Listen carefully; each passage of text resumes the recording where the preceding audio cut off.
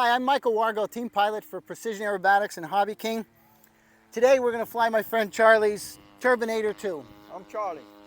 That's Charlie. That's Tom. The reasons we're going to shoot this today is we're going to test some of my theories about long, approaches and things like that. He's saying that he has a lot of trouble with this, so we're going to test fly it today.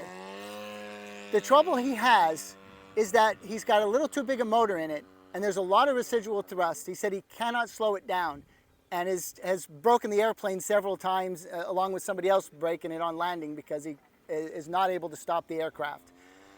My contention is if we do the right long approach, don't come in too high, the plane should slow down just fine, and I think it's going to be a good landing, but we'll see.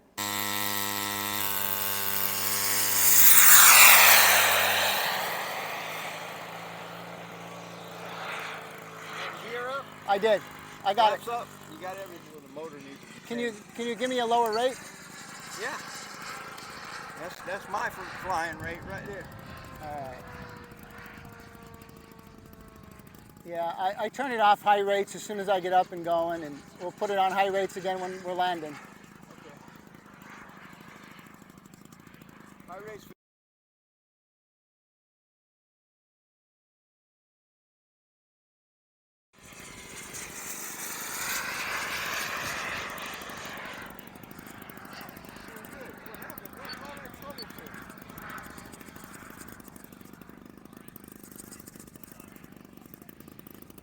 Horribly fast, is it? I'm not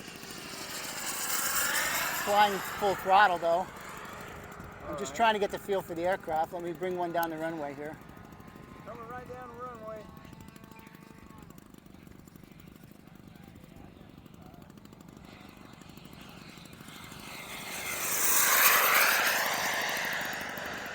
I would not fly my airplane with jet in the air.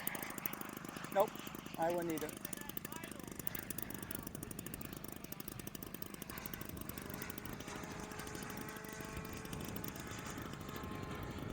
Great airplane. Flies very nice, Charlie. Excuse me? Flies very nice.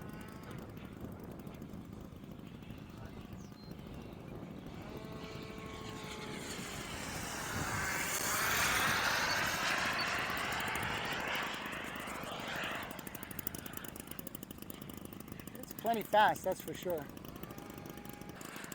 Just do fly by at idle and watch to see how fast it is. All the way down, Mike. All right. It dies, it dies. That's all the way down? Yeah. No, not quite. But I want to see it with the flaps on. Okay, you ready? What are you going to do? When I tell you, I want you to give me full flaps. All right. I'm going to slow down here.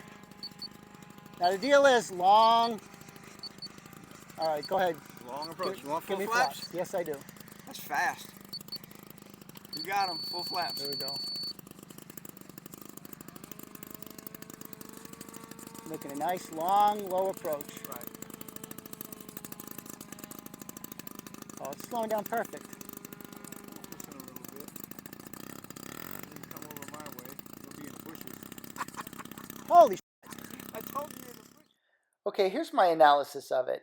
They just kept telling me how fast this thing is with residual thrust, that no one's been able to slow it down and get it to land with the proper speed. And they've been going off the runway. So I was hypersensitive to speed. So my idea was to make a nice long approach, which you see that I'm doing here. I am getting the plane close to the ground as soon as possible to make sure that I'm slow enough. So there's my long approach, just like I already said I was going to do, and I preach all the time. And at this point, I can see the plane starting to slow pretty good. But unfortunately, right here, for some reason, it starts drifting a little bit to the camera left. I don't know what made it kind of nose to the right there. But I'm very, very slow. And of course, I didn't realize quite how slow.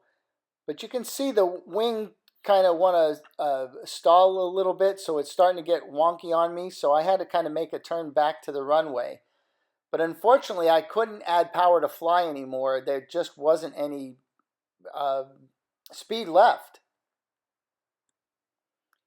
I did land on the runway, but the way the nose hit, it absolutely just spun towards the grass a little bit, and of course it grabbed the grass and spun the plane around, and I damaged my friend's airplane out of sheer stupidity. I did the best I could, but unfortunately I was planning for a lot more speed coming in. I thought I'd be coasting for quite a while, in fact, but it just kind of fell out of the sky. I really did let the fact that I expected this thing to just be hauling butt down that runway and the residual thrust keeping me aloft. I really was not ready for it to be quite that slow at this point, because you could see it really did slow down quite a bit. Although I did let that speed thing get into my head, I should have trusted my own instincts. And as I was watching it, I just could not judge properly, and as it got too slow, the very good news is I did have it on high rates, so when the wing dropped on me, you can see it kind of turn and turn back again and dropping. I was able to have enough elevator to keep it aloft and clear the grass, and also enough aileron to correct that. The big takeaway here is that it wasn't residual thrust that was making it so difficult. It was the pilots not landing slow. It was the fact that they were coming in high, diving the plane at the ground, and not giving it enough time to slow down. They needed a longer approach, and that's all they needed, and the plane would have landed fine every time. I really hate making mistakes, especially mistakes that cost other people problems. He has to repair the gear now.